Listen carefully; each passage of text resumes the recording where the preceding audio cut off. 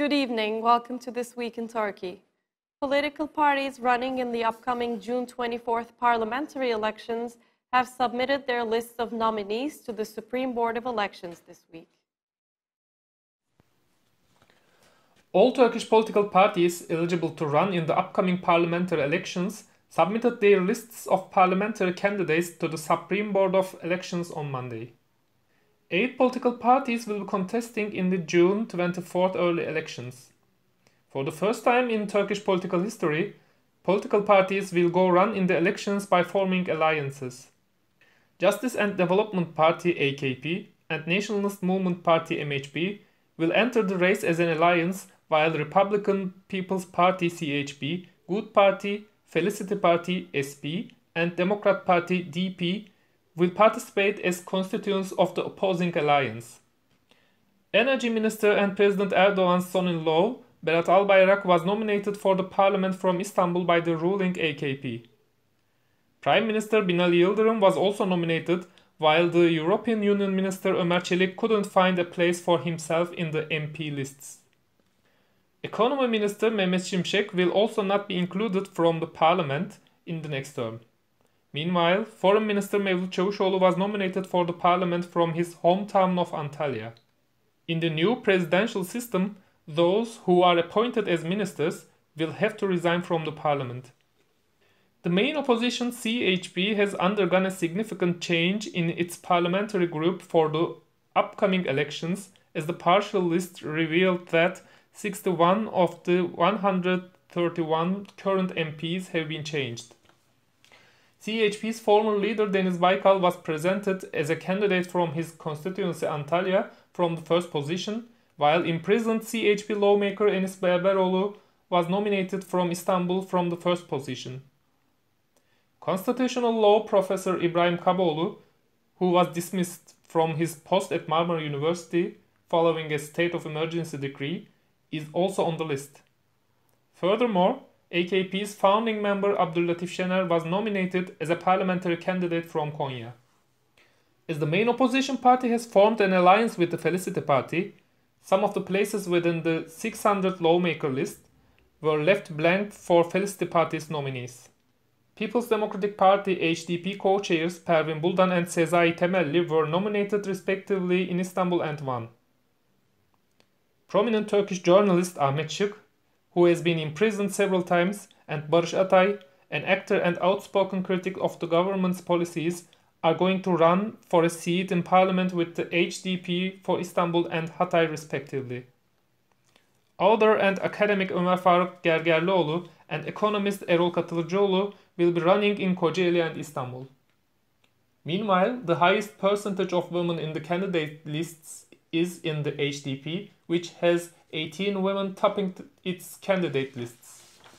Joining us via Skype tonight is Suat Kınıklıoğlu, who is a former member of the Turkish Parliament and a senior fellow at the Institute for Security and Development Policy in Stockholm. Good evening, Mr. Kınıklıoğlu. Welcome once again to This Week in Turkey. Good evening, thank you. So all political parties eligible to run in the upcoming parliamentary elections scheduled for June 24th have submitted their lists of nominees to the Supreme Board of Elections this week, and some of these lists have stirred a bit of a debate, which we'll come to in a minute. But before we talk about the lists, let's start with the presidential candidates. What do you think about the overall profile of these candidates? I think all of the candidates somewhat represent the political parties that have appointed them or nominated them. In that respect, as you know, this is the first time that we are doing such an election where this new system is being applied. So, as you know, prior to the announcement of Mr. Muharrem İnce, there was a debate about Abdullah Gül becoming a candidate, but it appears all of the parties' bases prefer candidates who come from their own political tradition. So we will see for the first time these candidates running. I think Temel Karamollaoğlu, Muharrem İnce, Selahattin Demirtas, and Muharrem Akşener all represent the parties that have nominated them, and of course the current president Tayyip Erdogan. So, in one respect, it's representative of the current Turkish political parties, but in one respect, it's also divisive because. I still tend to think that Turkey needs a president who would be representative of the whole of the country rather than being nominated as from one political traditions. But we will all see and experience this now in this new system. But overall, I could say that all of the candidates really live up to the expectation of their own basis. So let's get back to the MP lists now. The main opposition, CHP's lists, have stirred a lot of debate this week, to say the least. What do you think about the CHP's parliamentary nominees? I have to admit there were a few names like Barış Yarkadaş who I had expected would continue, but I don't think that the ensuing debate is really as large as it should is really as important as it is portrayed. It appears Chairman Kılıçdaroğlu has and the team around him has chosen to eliminate more independent-minded MPs, and some MPs who were outspoken in challenging the leadership inside the party.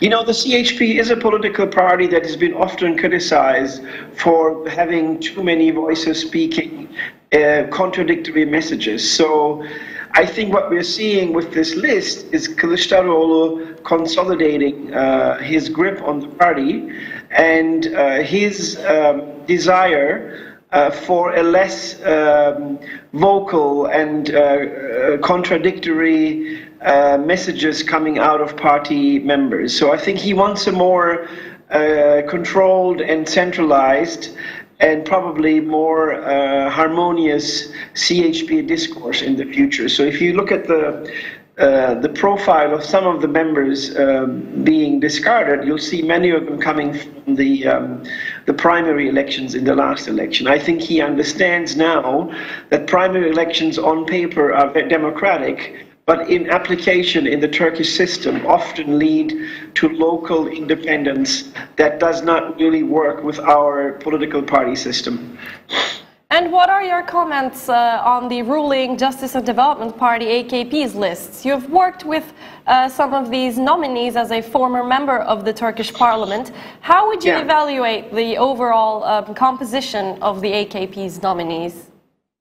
Well, I think he has put his strongest men and women on the list. Even those who are ministers at the time, and I think mistakenly at the beginning people were interpreting, many were interpreting, for instance, putting Mevlüt Çavuşoğlu or Binali Yıldırım or others at the top of the list as a sign that they would not be ministers in the next, after the election. I think what he wants to do, he has put out his strongest team out there because he recognizes that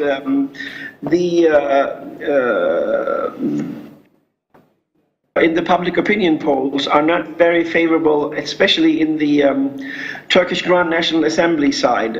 So he wants to make sure that the new parliament is still has an AKP majority. I think he has put names out there that he thinks will be working hard on the field to make sure that the AKP will win the election. Now, we will see whether that will work or not. These names are also names who've been for many years around, and people are kind of have tired of these names as well. However, I know some of these people who are ministers, or some of these people who are not ministers, but put on good places in the lists, are really hardworking people who know how local politics and election campaigns should be run. Let's get to the good party now, the E Party. It's a brand new party which will run for the first time in its history in these elections. What do you think about their lists? I think their list is pretty good too. First of all, it's I think since the foundation of the Justice and Development Party, we had a large vacuum on the center right, and I think now with the E Party, we have now finally a refilling of this vacuum with center right names.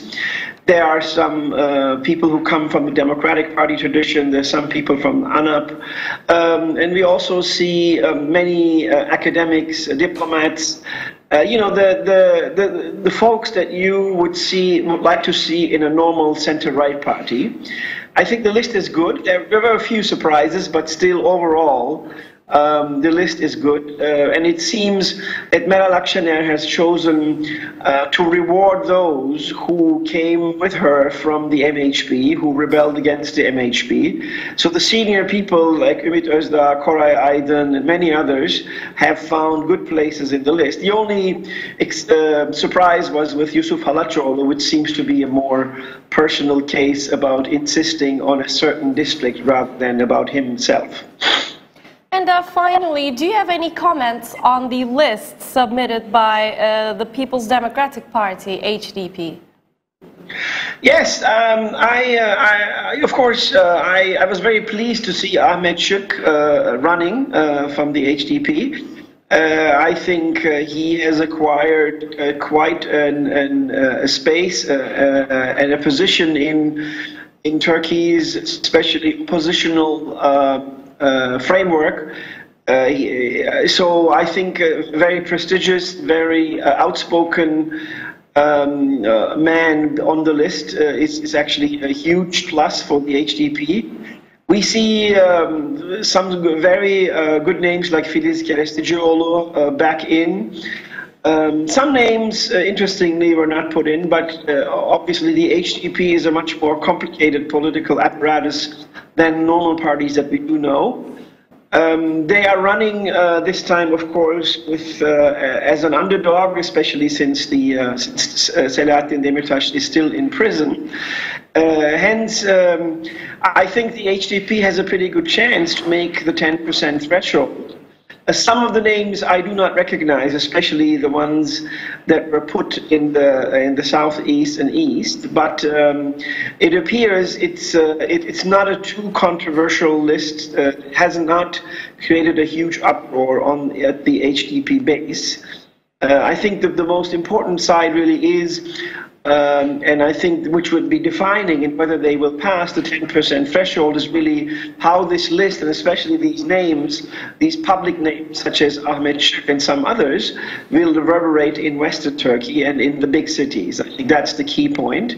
And, some names, some academics, some oppositional figures that have proven themselves over the last couple of years seem to be appropriate. So I think the chances that they will make the 10%, given that it's a free and fair election, have increased after this.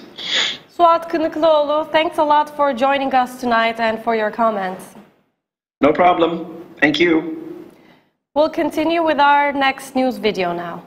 Turkish lira weakened sharply against the dollar on Wednesday, edging closer to the psychological level of 5 to the dollar and bringing its losses to some 20% this year. President Recep Tayyip Erdoğan wants borrowing costs lowered to spur credit growth and construction, and said last week that he would see greater control over monetary policy after the June 24th presidential and parliamentary elections. Yet investors want to see decisive interest rate increases to rein in double-digit inflation, and Erdoğan's comments have reinforced long-standing worries about the central bank's ability to do that. After 3 weeks of turmoil in Turkey's currency markets, the central bank acted on Wednesday in an emergency move to put a floor under the plunging Turkish lira and calm the investors, raise interest rates by 300 basis points. The currency reversed course after the decision, yet the relief didn't last long, and the lira resumed its drop against the dollar on Thursday amid concerns that the unscheduled rate increase will provide only temporary support. Following the bank's move, Erdogan said, financial discipline will continue and the necessary measures will be taken for financial stability.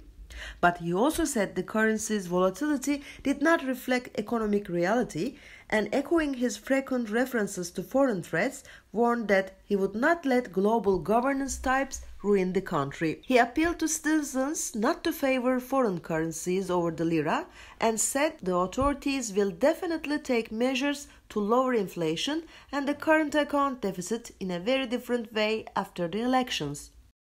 Renowned economist Dani Rodrik gave an interview on the performance of the Turkish lira for Medyascope this week. Everything is rooted in Turkey's unhealthy growth model. A growth model that is fed by foreign capital, especially short-term foreign capital, current account deficits, and an increase in domestic demand pumped by these artificial resources. A model that requires an emergency brake when trust has run out in the markets. A driver who lost his way once asked the farmer on the roadside, "How can I go to Kırşehir?" And the farmer replied, "If I was to go to Kırşehir, I wouldn't start my journey from here." This is what Turkey's current situation looks like. There is no easy way out of the crisis. High interest rates, capital controls, and measures to secure domestic savings are needed. But above all, and most importantly, Turkey needs to move away from one-man rule and closer to democracy. There is no longer any trust for Erdogan's management of the economy, neither at home nor abroad. I think that the most important factor that could weaken Erdogan in the elections is an economic crisis. If the economy is out of control, I presume this will have an effect on the election results. But this also depends on how realistically the opposition is talking about the economy. If both CHP and Good Party opt in for cheap populism, they may have a weak hand in the elections as well. Main opposition Republican People's Party, CHP's Izmir deputies Selin Sayek-Böke commented on the Turkish Central Bank's emergency decision to raise interest rates on Wednesday. Okay, so the Turkish lira has actually been losing value steadily over quite some time. So I think one has to identify the cause of this depreciation and loss of value in Turkish lira. This is not just a cyclical issue. It's quite a structural issue. And I don't speak this lightly. I'm saying this in light of the evolution of the exchange rate over the past 18-19 months. Since the state of emergency has been declared in Turkey, the Turkish lira has lost close to 60% of its value. Now, this is critical in evaluating whether or not what the central bank did was the right thing, or whether or not it was a sufficient move in the right direction. Because the issue is not just a cyclical issue, such measures as increasing the interest rate unfortunately only allow a breather for a couple of hours in the markets, which is what we've observed over the past couple of hours. What's needed in Turkey is actually to undertake much of the structural issues and deal with the structural reforms and accompany central banks' moves with these structural reforms. So we need an independent central bank. We need a central bank that actually feels the freedom of increasing interest rates at the right time, before expectations are indeed shattered, as is the case. So despite a large interest rate hike, we're observing that this interest rate hike has not stopped the blood that's shedding in the Turkish lira. It didn't because the central bank did not intervene with an interest rate hike at the time when the economy needed it. If the central bank had done so, the interest rate hike would have been much lower, the impact on the economy would have been less brutal, and the depreciation in the Turkish lira could have been controlled. But because the expectations are already indeed unmanageable, the issue and the task no longer lies in the hands solely of the central bank. We need to remove the state of emergency. We need to come back to a fiscal sustainable framework. We need to allow an independent central bank to do what's needed at the right time when it's needed. We need to ensure that market forces are actually operational in a fair and free manner. Therefore, the 24th of June is a critical date for Turkey because the choice is going to be one where we're going to decide whether or not we're going to live under a democracy or whether or not we're going to live under a single man's authority who decides on everything, including the interest rate, or the decision is going to be whether or not we're going to live in prosperity, in unison, united, together, or whether or not we're going to live under a depressed economy that's going to bear huge difficulties for masses in the country. So I think we have to realize that the issue no longer is just economic in Turkey, and therefore cannot be resolved just with economic policy. Economic policies have to be complemented with a rule of law. It has to be complemented with structural reforms, and first and foremost, it has to be complemented with democracy. I have no doubt Turkey is going to actually choose the path of democracy, prosperity, and a united country on the 24th of June. Galatasaray became the Turkish league champion for the 21st time after defeating Göztepe 1-0 in their final game on Saturday. Galatasaray became Turkish league champions for a record 21st time on Saturday, defeating İzmir's Göztepe 1-0 in their final game of the season, thanks to French striker Bafetim Bigomi's second half penalty. Galatasaray won the Turkish Super League title with coach Fatih Terim celebrating return to Champions League next season. In the middle of the season, Terim replaced Igor Tudor, who was sacked after 10 months in charge. Galatasaray won the league with 75 points, 3 ahead of both followers. Fenerbahçe secured second place in the league and right to play in UEFA Champions League qualification rounds. Başakşehir managed to finish the league in third place and will participate in Europa League qualification rounds with Beşiktaş, which could finish the league in fourth place. Galatasaray had not won the title since 2015 after Istanbul rival Beşiktaş won in 2016 and 2017. Now let's take a look at what's on in Istanbul next week.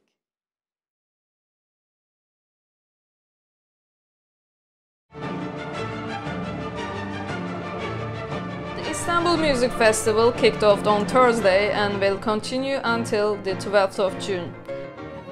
Tomorrow, mezzo-soprano Senem Demircioğlu and pianist İklim Tamkan will be at Babylon stage. On Sunday at 7 p.m. there will be a pre-concert talk with music critic and festival advisory committee member Aydın Bike on Beethoven and the Eroico Symphony at the Lüfti Kırdar Convention Center's upper foyer. That's all from This Week in Turkey. Thanks for tuning in and hope to see you again next Friday at 9 p.m. Goodbye.